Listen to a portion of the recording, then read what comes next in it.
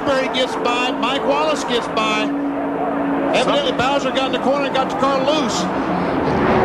Mike Wallace was awfully close to him going into that corner. I was about to say that Mike would just like to push him, to try to push him on out in front there. But he's dropped all the way back to nearly the end of the line as Andy Hillenburg now has the lead.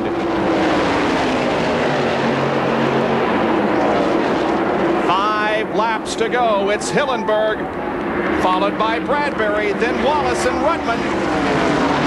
And Hill is side by side with who is that? Frank Kimmel. Who crashed that 02 car in practice. And Frank Kimmel, wouldn't it be great to see him get a good run, because he started not to come down here, but a fellow supplied him an engine, and he said, okay, if I get a free engine, I'll go.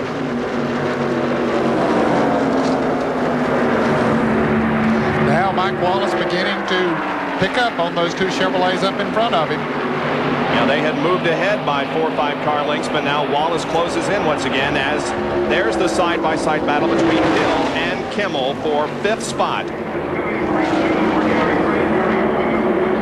76 laps complete, 4 to go. Kenny Allen is also involved in this battle behind the first 4. He's a lap down. Brewer. Yep. Now Brewer is not a lap down. He's being shown in 7th position.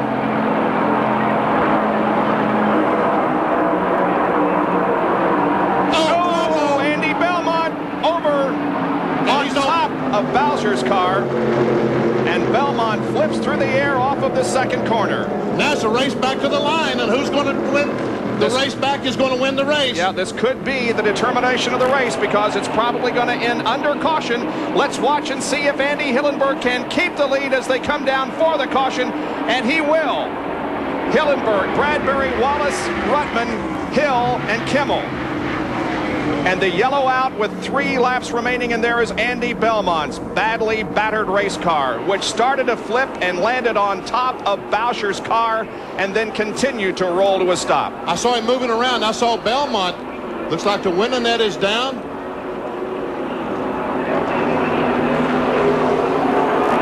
And that piston that we showed just a moment ago, a burned piston, that was from Andy Belmont's car. And I believe this is the first time that I can remember that a car with the roof flaps has taken off. Yes.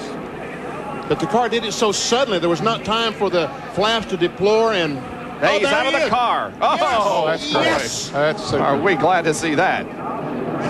Boy. You thought he won the race. Andy, you survived quite a ride.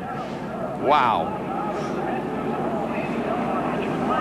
Man. Here it is again. Upper right, watch it. He and Bowser make contact. The car slides around. I think maybe he got help getting up in the air by Bowser's car. The front of Bowser's car did lift him up. Look at that car, teeter-totter on top of Bowser's car, folks. Wow. What a ride. That was wild. But Andy Belmont is okay. Watch it from this angle now. Look at the height that this car achieves.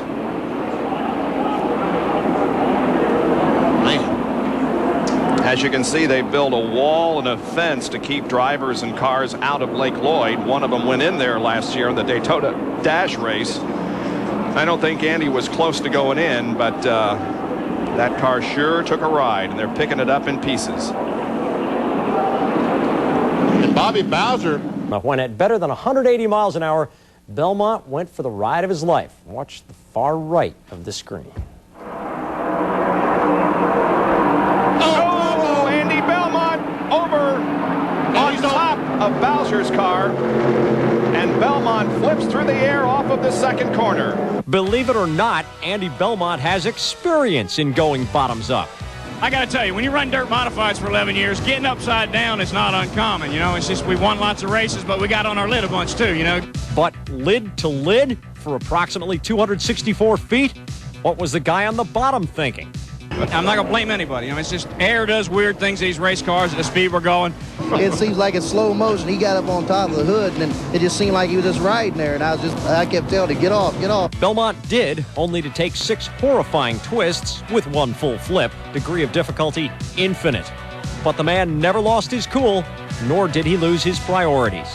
I just hope that before the body got all tore off of it, everybody saw Old Milwaukee and Delco and Phoenix Press and all that. As Andy Hillenburg won the race, Belmont stole the show, popping out unharmed. I'm okay. It's just, like I said, I wanted to tell you we're going to Disneyland for Victory Lane, but it was like a ride at Wet and Wild. Wet and Wild, I should say.